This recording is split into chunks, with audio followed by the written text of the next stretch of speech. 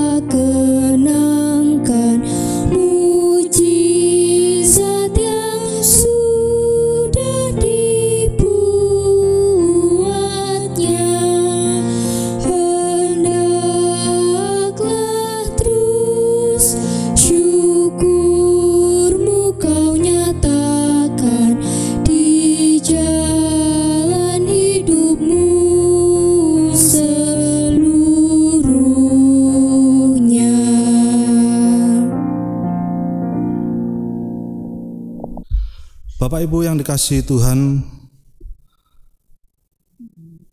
mari kita siapkan hati dan jiwa kita untuk memuji dan menyembah Tuhan. Langit menceritakan kemuliaan Allah, dan cakrawala memberitakan pekerjaan tangannya.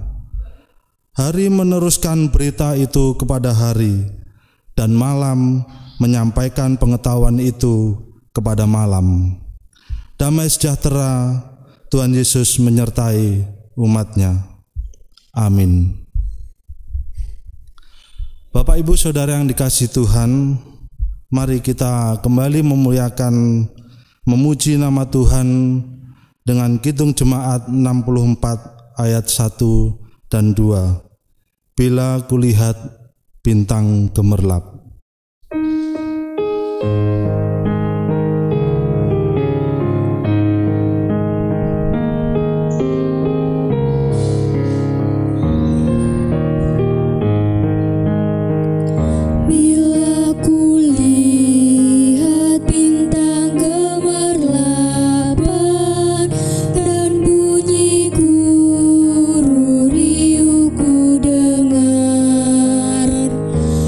Tuhan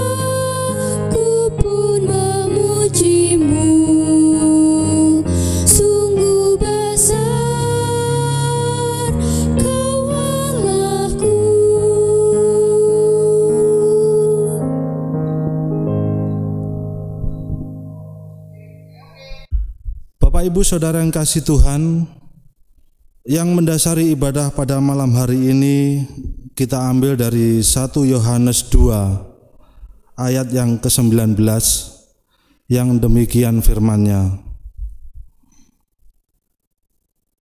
Memang mereka berasal dari antara kita, tetapi mereka tidak sungguh-sungguh termasuk pada kita.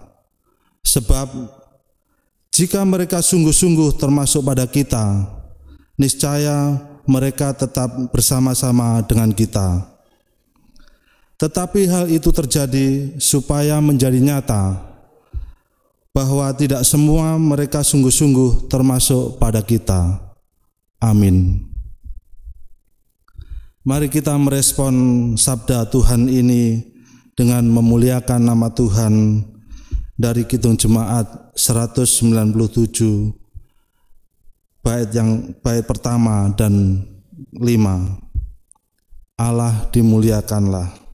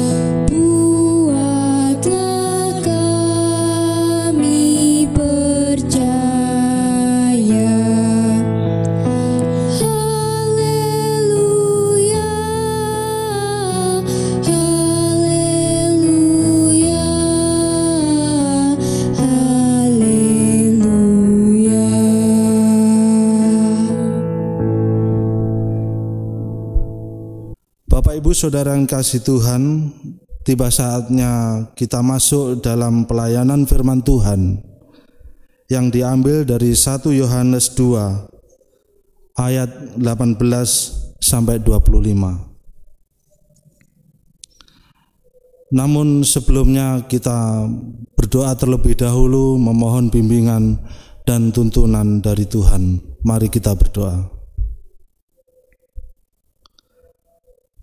Tuhan Allah kami yang bertahta dalam kerajaan surga yang mulia, perkenankan kami hadir menyembah sujud di hadapan Tuhan, mengaturkan segala puji, syukur, dan terima kasih. Tuhan sudah berkenan memberi kesempatan untuk membangun ibadah keluarga, dan sebentar lagi kami akan membaca dan mendengarkan firman Tuhan. Berkatilah kami yang membaca dan berkatilah kami yang mendengarkan, dan jadikanlah kami sebagai pelaku-pelaku firman Tuhan untuk menguatkan iman kami, untuk menjalani kehidupan kami sehari-hari. Tuhan Allah Bapa kami yang di surga, kami berdoa untuk Bapak Pendeta Musa Samuel Hurulean yang akan menyampaikan firman Tuhan. Urapi Tuhan dengan Roh Kudus-Mu, biarlah Roh Kudus yang berkarya sehingga apa yang disampaikan seturut dengan kehendak Tuhan. Tuhan kami juga berdoa untuk Tuhan berkenan menyucikan tempat ibadah ini sehingga jalannya ibadah bolehlah berjalan dengan lancar dan tidak ada halangan suatu apapun. Tuhan Yesus, demikianlah doa dan permohonan kami yang jauh dari sempurna. Kami naikkan dalam nama Tuhan Yesus Kristus. Bersabdalah Tuhan, kami siap mendengarkan. Amin. Bapak Ibu Saudara yang dikasihi Tuhan, renungan pada malam hari ini kita ambil dari firman Tuhan dari 1 Yohanes 2 ayat yang 18 sampai 25, yang demikian firman-Nya. Antikristus. Anak-anakku, waktu ini adalah waktu yang terakhir. Dan seperti yang telah kamu dengar, seorang antikristus akan datang. Sekarang telah bangkit banyak antikristus. Itulah tandanya bahwa waktu ini benar-benar adalah waktu yang terakhir. Memang mereka berasal dari antara kita, tetapi mereka tidak sungguh-sungguh termasuk pada kita. Sebab jika mereka sungguh-sungguh termasuk pada kita, niscaya mereka tetap bersama-sama dengan kita. Tetapi hal itu terjadi supaya menjadi nyata bahwa tidak semua mereka sungguh-sungguh termasuk pada kita. Tetapi kamu telah beroleh pengurapan dari Yang Kudus, dan dengan demikian kamu semua mengetahuinya. Aku menulis kepadamu bukan karena kamu tidak mengetahui kebenaran, tetapi justru kamu mengetahuinya, dan karena kamu juga mengetahui bahwa tidak ada dusta yang berasal dari kebenaran. Siapakah pendusta itu? Bukankah dia yang menyangkal bahwa Yesus adalah Kristus? Dia itu adalah antikristus, yaitu dia yang menyangkal baik bapa maupun anak. Sebab barang siapa menyangkal anak, ia juga tidak memiliki bapa. Barang siapa mengaku anak, ia justru memiliki bapa. Dan kamu, apa yang telah kamu dengar dari mulutnya, dari mulanya itu harus tetap tinggal di dalam kamu. Jika apa yang telah kamu dengar dari mulanya itu tetap tinggal di dalam kamu, maka kamu akan tetap tinggal di dalam anak dan di dalam Bapa. Dan inilah janji yang telah dijanjikannya sendiri kepada kita, yaitu hidup yang kekal. Amin.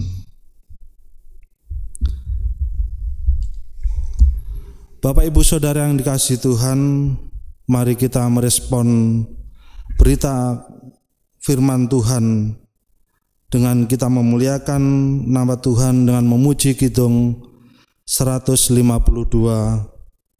ayat yang ketiga. Yesus katakan, akulah.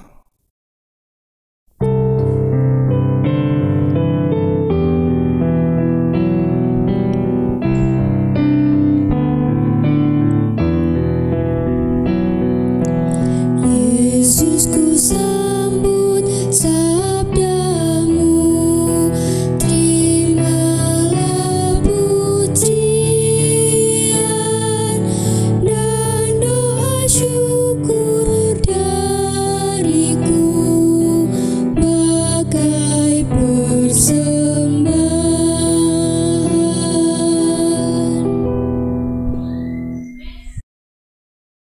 Shalom Bapak Ibu, puji Tuhan, mari bersama-sama kita merenungkan sabda Tuhan di malam hari ini dengan tema siapakah antikristus itu? Saudara-saudaraku, Jose Luis adalah seorang pengkhotbah di Miami, Florida sekitar tahun 2006. Dia menyatakan bahwa dirinya adalah antikristus. Alih-alih percaya kepada Kristus atau Yesus Kristus dari Nazaret, ia mengerahkan pengikutnya untuk percaya kepada Kristus yang datang untuk kedua kalinya, dan Kristus yang dimaksudkan adalah dirinya sendiri. Ia mengajarkan bahwa dosa, iblis, dan neraka itu tidak ada. Para pengikutnya menorehkan tato dengan angka 666 di tubuh mereka. 2 kali pernikahannya kandas oleh perceraian. Kekayaan yang dimilikinya bermasalah. Diperkirakan para pengikutnya mencapai 2 juta dan tersebar di beberapa negara. Hidupnya berakhir oleh penyakit kanker hati di tahun 2013. Nah, Bapak Ibu saudara-saudara yang dikasihi Tuhan, lazimnya kita mendapat gambaran umum bahwa mereka yang disebut antikristus itu umumnya berasal dari luar persekutuan. Mereka ini berusaha untuk dengan ajarannya menentang Kristus, dan karena itu mereka adalah musuh yang patut diwaspadai. Sehingga kalaupun ada yang terpengaruh dengan keberadaan mereka, itu pun tidak seberapa, mengingat ajaran mereka sangat jelas bertentangan dengan ajaran dari Kristus, sehingga tentunya para milik kepunyaan Tuhan tidak mudah untuk bisa memilah-milah yang mana ajaran sejati dari Kristus dan yang mana ajaran sesat. Misalnya saja Bapak Ibu Saudara kekasih, ada satu sekte antikristus yang bernama Cerintus yang ada di awal abad pertama, di mana komunitas ini tidak mengakui Yesus sebagai Kristus atau tidak mengakui Yesus itu datang dari Allah Bapa. Bagi mereka, Kristus tidak dilahirkan atau tidak mati. Kristus yang kekal itu datang dari Allah Bapa. Kristus datang kepada Yesus pada saat pembaptisannya dan meninggalkan dia pada saat kematian di atas kayu salib. Bagi pengikut sekte ini, Yesus hanya manusia biasa, lahir seperti manusia pada umumnya, dan juga tidak sempurna seperti manusia lainnya. Berdasarkan ajaran tersebut, mereka menyangkal keilahian Yesus sekaligus menyangkal Yesus bukan yang datang dari Bapa. Itulah sebabnya mereka digolongkan sebagai kelompok antikristus. Bapak Ibu saudara-saudara yang Tuhan kasihi, kalaupun selama ini kita menyangka bahwa antikristus adalah mereka yang datang dari jauh, yang berasal dari luar persekutuan, ternyata asumsi ini salah. Mengapa? Sebagaimana disinggung di dalam ayat renungan atau nats pembimbing tadi, demikian, memang mereka berasal dari antara kita, tetapi mereka tidak sungguh-sungguh termasuk pada kita. Memang beberapa penafsir menafsir ayat ini dengan pikirannya yang berbeda-beda, tetapi paling tidak ada 4 catatan terkait dengan model antikristus yang kita renungkan di kesempatan ini. Yang pertama, mereka yang menyusup masuk dalam persekutuan Kristen dengan tujuan mempengaruhi orang Kristen untuk meninggalkan Kristus. Komunitas ini santer di abad-abad pertama, dan diantaranya seperti yang saya sudah sebutkan di atas tadi, sekte Cerintus, kemudian ada Gnostik, ada Marcianus, ada Ebion, dan lain-lainnya, di mana antikristus ini menyusup dengan sangat berhati-hati. Dan itulah yang disinggung oleh Rasul Paulus ketika dia mengatakan iblis pun menyamar sebagai malaikat terang di dalam 2 Korintus pasal 11 ayat yang ke-14. Artinya tindakan penyamaran mereka itu sangat penuh hati-hati karena di dalamnya tersimpan niat jahat mereka.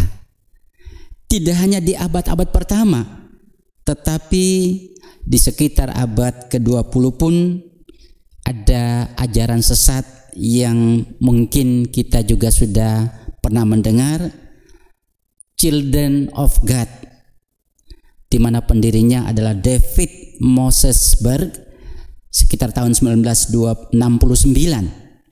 Saya ulang, pendirinya David Mosesberg di tahun 1969 di California, Amerika Serikat. Ajaran ini atau ajaran dari sekte ini mengatakan bahwa seseorang dapat diselamatkan dan masuk surga manakala dia bertobat dan menerima Kristus sebagai Tuhan dan Juru Selamat. Sekilas apa yang disampaikan ini tidak salah sebagaimana yang kita hayati atau amini selama ini. Sayangnya mereka tidak percaya kalau orang yang tidak masuk surga itu bertempatnya di neraka selamanya. Sekte ini juga menolak pemerintah, menolak militer, menolak BUMN, dan juga mereka tidak setuju dengan sistem kehidupan bermasyarakat karena dianggap jahat. Catatan yang kedua, model antikristus yang kedua adalah mereka ini menjadi orang Kristen tetapi kemudian menyangkal Kristus karena sesuatu hal. Misalnya karena kepahitan atau karena demi hidup yang lebih bahagia atau demi karir dan jabatan atau demi kebutuhan hidup, mereka menyangkal Kristus sebagai Tuhan dan Juru Selamat. Tentang kelompok ini kita tidak bisa memastikan bahwa mereka akan menjadi kelompok antikristus selamanya, karena sangat mungkin di saat atau waktu-waktu tertentu mereka memutuskan untuk bertobat dan kembali kepada Kristus. Peluang untuk pertobatan dan melepaskan status sebagai antikristus dalam kelompok tersebut selalu terbuka bagi mereka. Kelompok antikristus yang ketiga, kelompok ini cukup unik. Kadang tidak kita sadari atau bahkan mungkin saya dan Bapak Ibu termasuk di dalamnya. Memang secara fakta kelompok ini tidak begitu ekstrim, tetapi secara perlahan akan menghancurkan persekutuan dari dalam.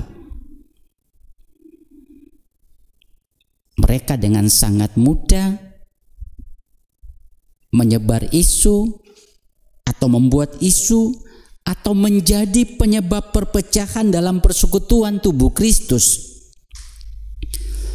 Memang diakui bahwa persekutuan tubuh Kristus itu di dalamnya ada berbagai-bagai manusia dengan latar belakang sosial, latar belakang pendidikan yang berbeda-beda, mereka yang punya kekurangan, punya kelebihan, sehingga apabila kekurangan dan kelebihan itu disinergikan, maka akan menjadi kekuatan yang bisa membangun persekutuan tubuh Kristus itu lebih baik ke depan. Tetapi andai kata kekurangan dan kelebihan ini digunakan secara tidak benar, maka bisa terjadi itu menimbulkan perpecahan di dalam tubuh Kristus itu sendiri. Siapa yang menjadi penyebab? Yang menjadi penyebab pertengkaran atau perpecahan, entah skala kecil atau skala yang lebih besar, dia termasuk dalam tanda kutip antikristus.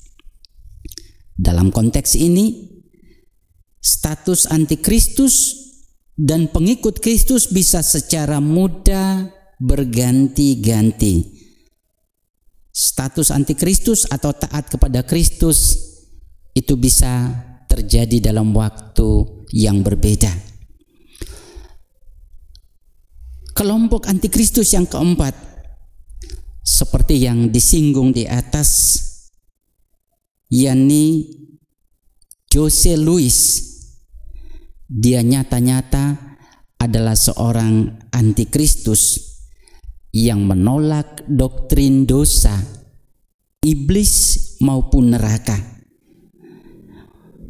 Mungkin saja para pengikut Kristus yang sudah bosan dengan atau jemu dengan perihal penyangkalan diri untuk tetap taat setia kepada Kristus dan kehendaknya, sangat mungkin terbuka peluang untuk mereka lebih menerima tatanan hidup baru, tentu terkait dengan doktrin yang diajarkan oleh Jose Luis. Mungkin dengan doktrin ini, maka orang-orang yang lebih nyaman untuk bebas dalam kehidupan, bebas menikmati kepuasan hidup, ini sangat terbuka untuk mereka menerima ajaran dari Jose Luis. Nah, Bapak Ibu saudara-saudara yang kekasih, dari uraian di atas maka tema perenungan kita berupa pertanyaan, siapakah antikristus itu? Kita lalu menemukan jawaban bahwa mereka yang dimaksudkan dengan antikristus itu bisa datang dari luar persekutuan, bisa ada di antara kita di dalam persekutuan, bahkan mungkin diri kita sendiri. Kita pun tahu bahwa pekerjaan Kristus, kita pun tahu bahwa pekerjaan antikristus adalah memecah belah persekutuan dan menyesatkan sesama dalam persekutuan.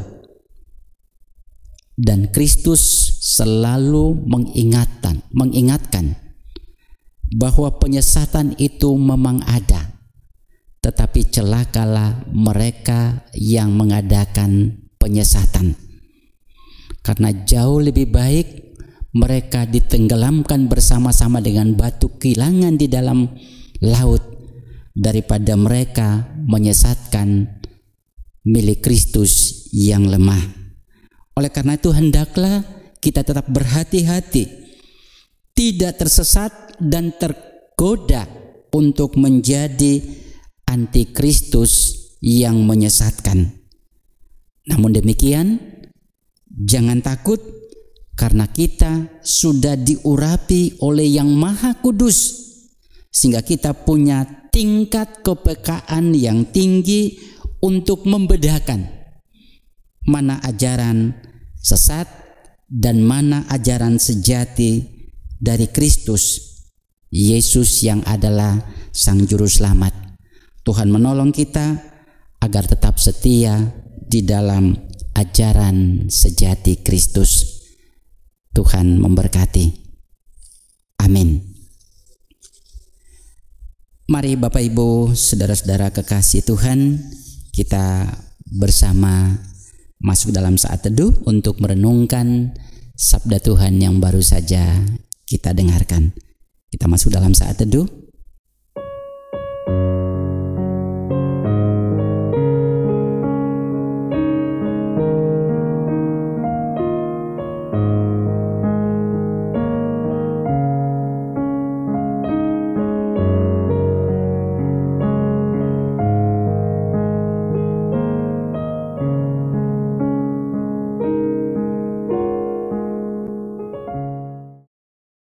Kekasih Tuhan, mari bersama kita merespon akan firman Tuhan dengan Kidung Jemaat 65 bait yang pertama.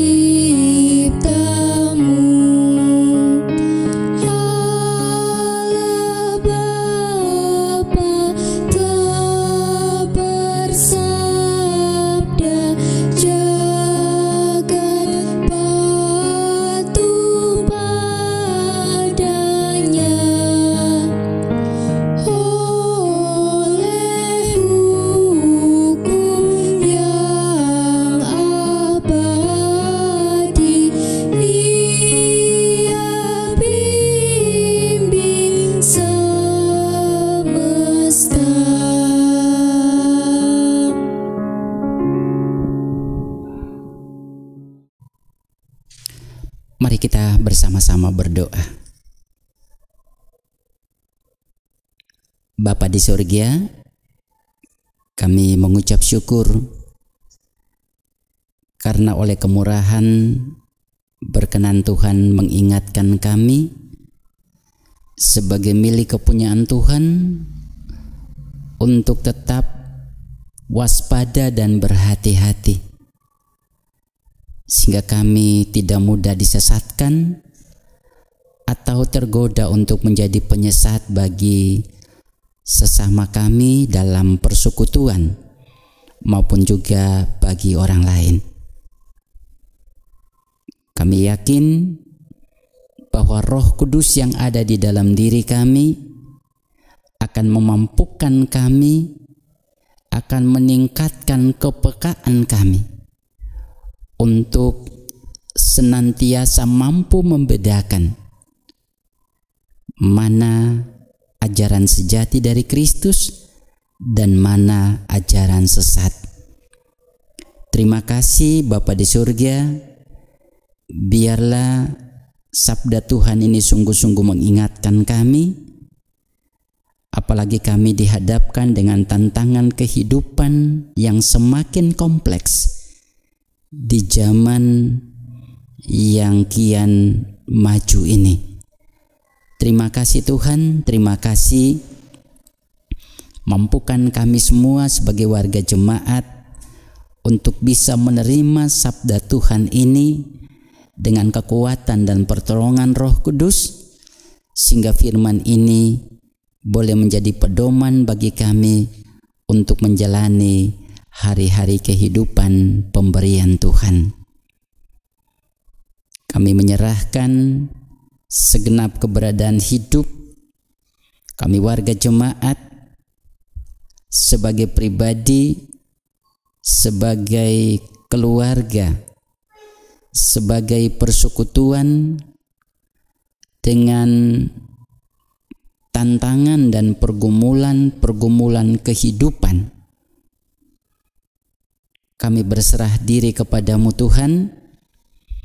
Kami percayakan keberadaan kami agar tetap dituntun, dimampukan oleh kuasa-Mu, agar kami mampu menjalani dan mengatasi setiap problem kehidupan kami.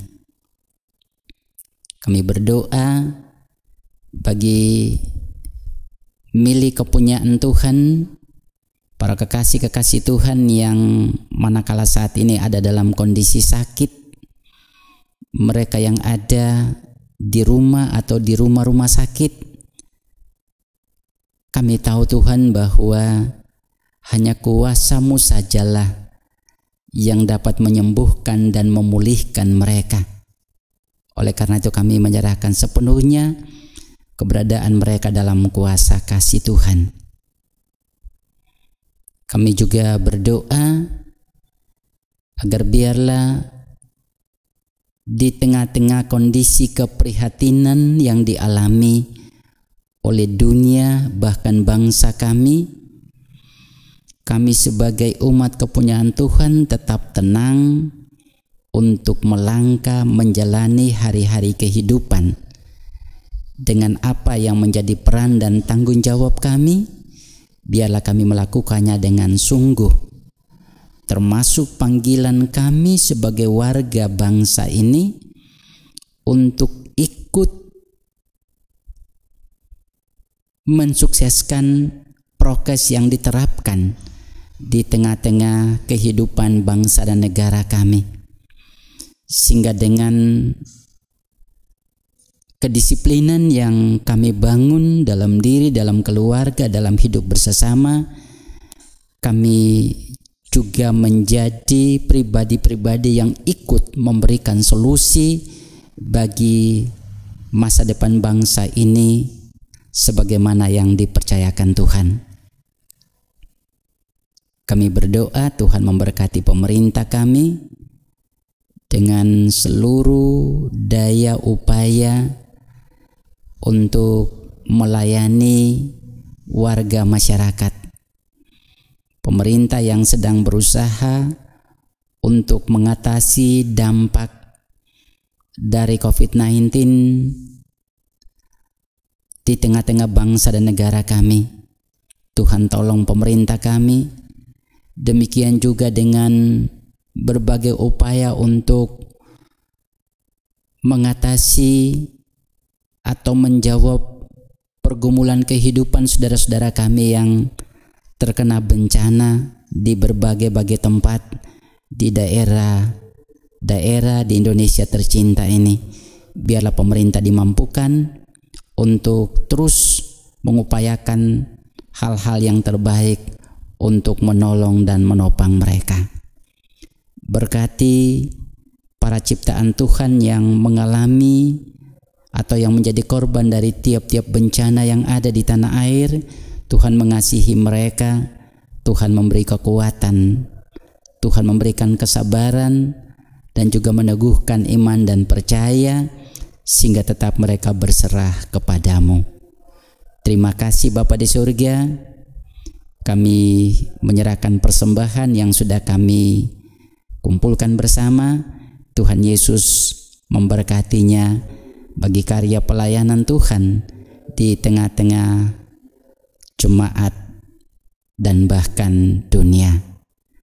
Kami mengucap syukur Tuhan memberi kami kesempatan untuk memuliakan nama Tuhan. Walaupun dalam kekurangan dan keterbatasan, Berkenan Bapa menerima, dan biarlah itu menjadi persembahan yang harum di hadapan Tuhan. Doa dan permohonan yang kami hatur sembahkan kepada Bapa di surga hanya dalam nama Tuhan kami, Yesus Kristus. Haleluya. Amin. Mari Bapak Ibu, saudara-saudara yang dikasihi Tuhan, menghadapi tantangan dunia yang kompleks sangat memungkinkan kita tersesat atau sangat mungkin tergoda untuk menyesatkan. Karena itu, senantiasa berdoa agar tetap diberikan hikmat sehingga selalu peka untuk tetap setia kepada Tuhan dan kehendak-Nya. Mari Bapak Ibu Saudara kekasih, di akhir ibadah ini kita bersama memuliakan Tuhan dengan Kidung Jemaat 419, bait yang pertama dan bait yang kedua.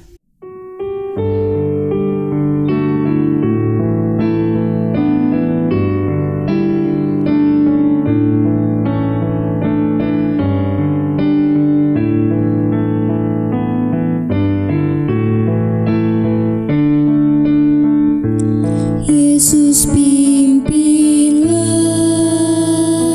kami selamanya, hanya di Kau kami ikut di sepanjang jalan hidup. Tuntun umat-Mu masuk rumah-Mu.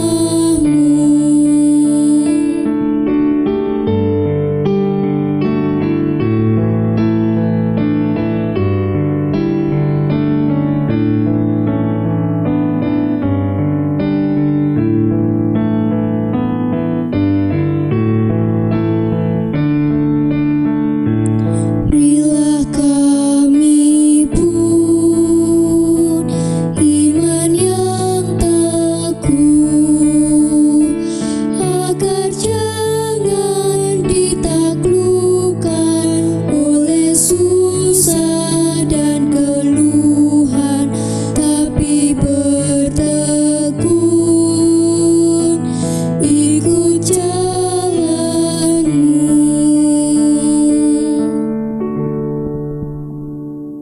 Mari bersama kita mohon berkat dari Tuhan. Kasih karunia Tuhan Yesus Kristus dan kasih Allah dan persekutuan Roh Kudus menyertai jemaat kekal selamanya. Amin.